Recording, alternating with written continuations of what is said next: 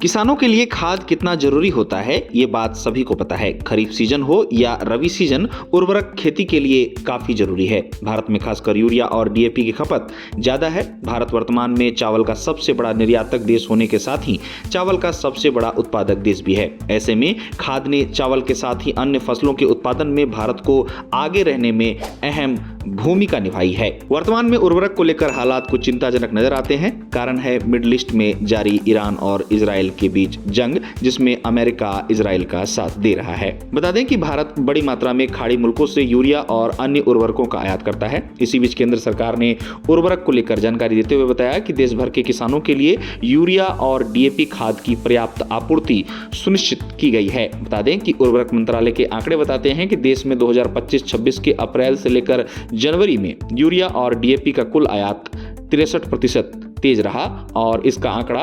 14.94 ton जा पहुंचा। अब पिछले साल की बात करें तो पिछले साल इसी अवधि के दौरान देश में यूरिया और डीएपी का कुल आयात 9.17 मिलियन टन दर्ज किया गया था। यानी इस बढ़ोतरी से पता चलता है कि देश में उर्वरक की खपत किस तरह बढ़ी है और उर्वरक की कमी खेतों को किस प्रकार प्रभावित कर सकती है। आंकड़ों से पता चलता है कि देश में यूरिया और डीएपी का आयात बढ़ा है। बात अगर यूरिया की करें तो आंकड़ों के अनुसार अप्रैल से लेकर जनवरी में यूरिया का आयात 83.3% बढ़ गया। यूरिया का आयात इस अवधि में 8.93 मिलियन टन पर जा पहुंचा, जो एक साल पहले 4.87 लाख टन रहा था। वहीं बात डीएपी की करें तो भारत में डीएपी आयात भी बढ़ा है, जहां पिछले साल के 4.30 मिलियन टन से यह बढ़कर 9.03 टन हो गया। आपको बता दें कि भारत में यूरिया और डीएपी का उत्पादन सबसे ज्यादा खेतों में किया जाता है। अब यूरिया और डीएपी के घरेलू उत्पादन की बात की जाए तो इसमें थोड़ी कमी आई है। आंकड़ों के मुताबिक यूरिया और डीएपी का घरेलू उत्पादन इस अवधि में मामूली तौर पर घटकर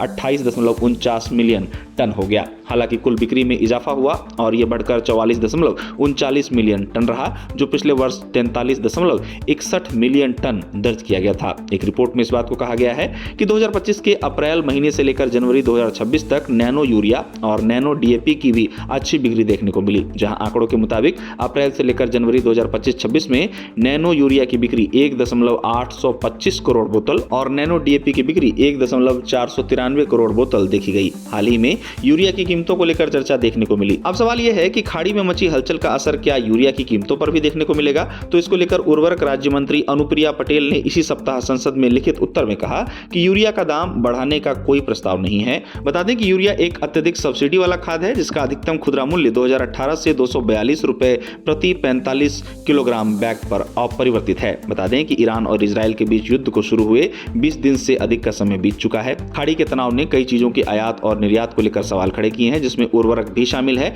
अब उर्वरक के मद्देनजर सरकार ने स्पष्ट किया है कि आयात में अधिकांश बढ़ोतरी युद्ध शुरू होने से पहले की है। आपको बता दें कि सरकार का यह भी कहना है कि घरेलू उत्पादन और मांग के बीच अंतर को पहले से आयात कर पूरा कर लिया जाता है, ताकि किसानों को समय पर पर्याप्त खाद मिलती रहे। इस तरह सरकार का कहना है कि देश के किसानों को उर्वरक की कमी नहीं होने दी जाएगी। वहीं विशेषज्ञों का कहना है कि भारत, चीन और इंडोनेशिया समेत कई एशियाई देश मिडिल ईस्ट के कई देशों से फर्टिलाइजर का आयात करते हैं, जो वर्तमान स्थिति के कारण प्रभावित हो सकती है। बता दें कि भारत, चीन और इंडोनेशिया जैसे देश मिडिल ईस्ट से यूरिया, नाइट्रोजन और फॉस्फेट जैसे उर्वरकों का आयात प्रमुखता से करते हैं। इसका कारण केवल स्ट्रेट ऑफ हॉर्मुज से होने वाले निर्यात आयात का रुक जाना बताया जा रहा है। गौरतलब है कि यही वो जलमार्ग है जहां से दुनिया के फर्टिलाइजर व्यापार का 1/3 हिस्सा गुजरता है।